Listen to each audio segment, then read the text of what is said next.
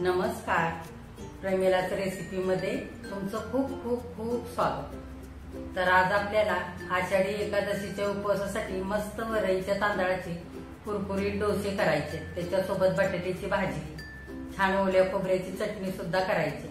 तर असे डोसे, बटाट्याची भाजी, चटणी तुम्ही कुठल्याही उपवासाला करू शकता। तर त्याच्या आधी जर माझ्या रेसिपीज तुम्हाला बघायला आवडत असतील तर लाईक, शेअर आणि जास्तीत जास्त कमेंट करा। आणि जे कोणी आता नव्याने माझ्या रेसिपीज बघत असतील त्यांनी माझ्या चॅनेलला जरूर सबस्क्राईब करा। तर आता आपण काय काय साहित्य घेतलेलं आहे डोसे आणि बटाट्याची भाजी करण्यासाठी ते बघण्यासाठी लगेच किचन मध्ये जाऊया। आता वरईच्या तांदळाच्या डोश्याचं आधी साहित्य बघूया। हे बघा, अशी वरई घेतली मी 1 वाटी। ह्याला बगर पण म्हणतात आणि हे कुठल्याही किराणा मालाच्या दुकानात सहज मिळते। इथे पाव वाटी साबुदाणे घेतले त्याच वाटीने, आणि त्याच वाटीने पाव वाटी दही घेतले आणि थोडंसं मीठ घेतलंय। आणि आता आपल्याला हे वरईचे तांदूळ आणि साबुदाणे 6 ते 7 तासांसाठी छान भिजत घालायचे किंवा रात्रभर भिजवून घेतले तरी पण चालतात। तर आता हे साबुदाणे आणि वरई हे न भिजवलेलं आहे ते आता आपण बाजूला ठेवूया। आणि मी आधीच बघा हे असे वरईचे तांदूळ भिजायला घातले आणि इकडे साबुदाणे। तर आता हे घेऊया आणि ह्याच्यातलं पाणी चांगलं निथळून काढूया। हे बघा, वरईतलं आणि साबुदाण्यातलं सगळं पाणी मी असं निथळून घेतलेलं आहे। आता आपल्याला हे छान बारीक वाटून घ्यायचंय। मिक्सरचं भांड घेऊया। आता ह्यातली अर्धी वरई घेऊया आणि अर्धे साबुदाणे। आधी आपल्याला पाणी न घालता असंच मिक्सरला आता बारीक करून घ्यायचंय। बघा, ह्या पद्धतीने वाटून घेतलंय बिना पाणी घालता आधी साबुदाणे आणि वरई। छान वाटलेलं आहे ते, हे बघा। आता आपण ह्याच्यामध्ये दही घालूया। ह्यातलं अर्ध दही घालायचं आणि थोडंसं पाणी घालते आता, साधारण 2 ते 3 चमचे, आणि पुन्हा एकदा बारीक वाटून घ्यायचं। हे बघा, थोडंसं पाणी पण घालूया, अगदी थोडं घालायचं। बघा, साबुदाणे आणि वरई थोडंसं पाणी आणि दही घालून मस्त असं बारीक वाटून झालेलं आहे आपलं। अगदी बारीक वाटायचं आणि पाणी पण खूप घालायचं नाही आधीच। आपल्याला हे पीठ जास्त पातळ नाही करून घ्यायचं। हे बघा, आता उरलेलं पण आपण साबुदाणे आणि वरई हे चांगलं असंच बारीक वाटून घेऊया। हे बघा, वरई आणि साबुदाणे सगळं आता हे वाटून झालेलं आहे। आता आपण पाव वाटी दही घेतलं होतं तेवढंच पाणी सुद्धा हे वाटताना वापरलेलं आहे। तर वाटताना आधीच पाणी नाही जास्त घालायचं। आपल्याला डोसे करताना किती पाणी लागणार आहे ते अंदाजाने नंतर घालायचं। आणि आपण इकडे दही घातलंय, त्या जागी तुम्ही ताक पण घेऊ शकता किंवा लिंबाचा रस सुद्धा घालू शकता। आता थोडंसं चवीनुसार ह्याच्यामध्ये मीठ टाकूया आणि पीठ चांगलं एकजीव करू हलवून असं। आणि आता ह्याला साधारण 15 ते 20 मिनिटांसाठी झाकून ठेवायचे। तोपर्यंत आपण बटाट्याची भाजी करूया।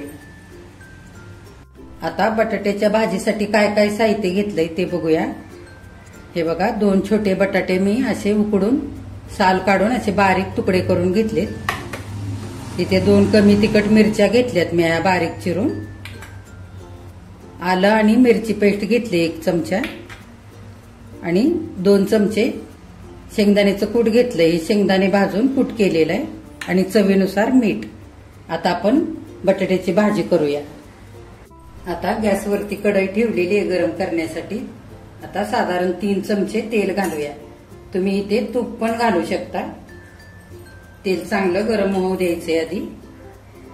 तेल चांगलं गरम झालेलं आहे। हा मिरचीचा ठेचा टाकून घेऊया आधी।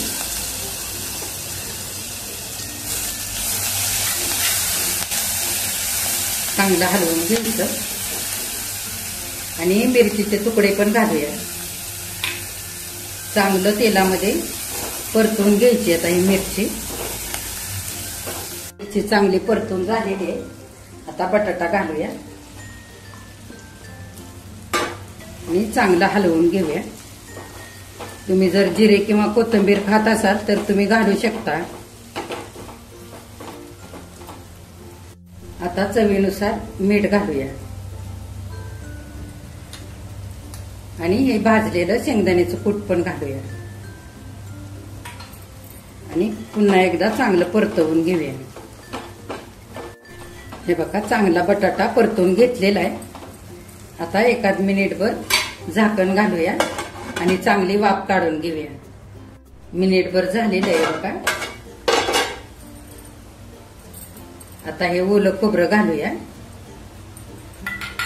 आणि चांगलं परतवून घेऊया एकदा.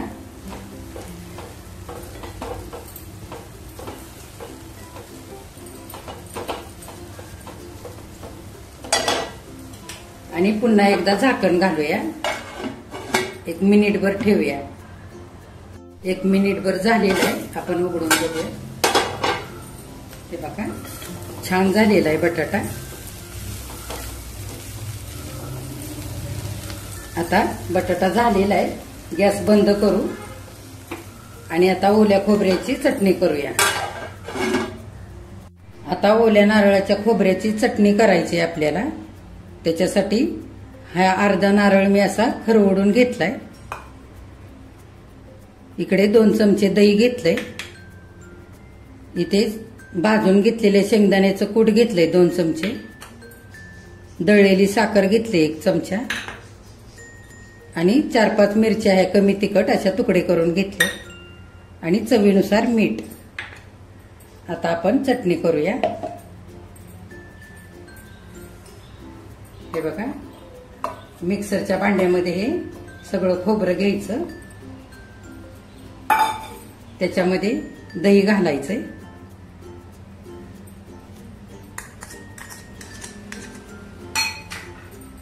त्याच्यातच ही साखर पण घालायची आणि हे मिरच्याचे तुकडे आणि चवीनुसार थोडंसं मीठ आणि थोडंसं पाणी घालून आता छान बारीक वाटून घेऊया. जर तुम्ही उपवासाला कोथिंबीर खात असाल तर कोथिंबीर सुद्धा थोडीशी घातली तरी सुद्धा चालेल. हे बघा खोबऱ्याची चटणी वाटून झालेली आहे. आता ह्या चटणीमध्ये शेंगदाण्याचं कूट घालूया हे आणि चांगलं हलवून घेऊया.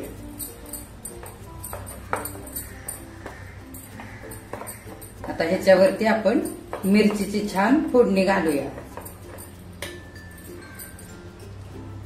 आता फोडणीसाठी तेल घालूया 2 चमचे आपण ह्या भांड्यामध्ये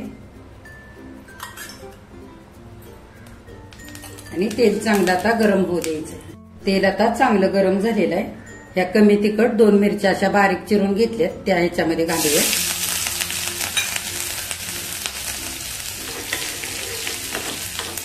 चांगल्या परतवून घ्यायच्या. आता फोडणी तयार झालेली आहे.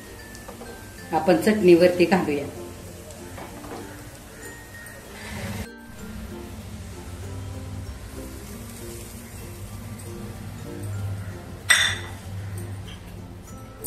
चांगले एकजीव करून घेऊया. आता चटणी झालेली आपली. आता झाकून ठेवूया आणि डोसे करूया. बघा आपण पीठ वाटून ठेवलेला 20 मिनिटं झालेली आहेत. छान पीठ मुरलेलं आहे.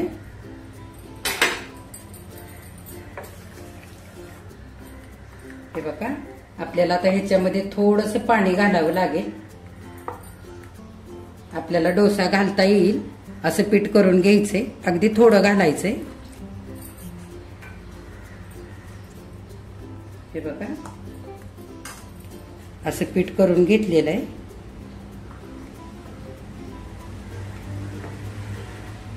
आता आपण डोसे करूया. डोसे करण्यासाठी नॉनस्टिकचा तवा मी ठेवलेला आहे गॅसवरती. आता चांगला गरम होऊ देऊया आधी. तवा आता चांगला गरम झालेला आहे. आपण तेल लावून घेऊया. तुम्ही तूप पण लावू शकता.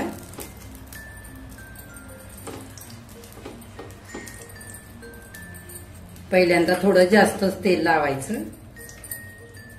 आणि डोश्याचं पीठ चांगलं हलवून घ्यायचं आणि मग घालायचं.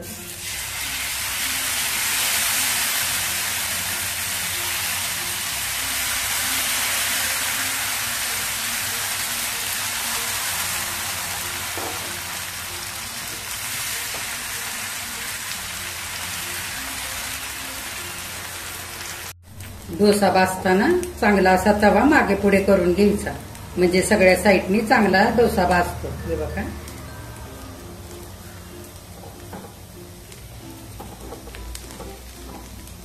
डोसा आता उलटवून घेऊया, चांगला भाजलेला एक साईडनी.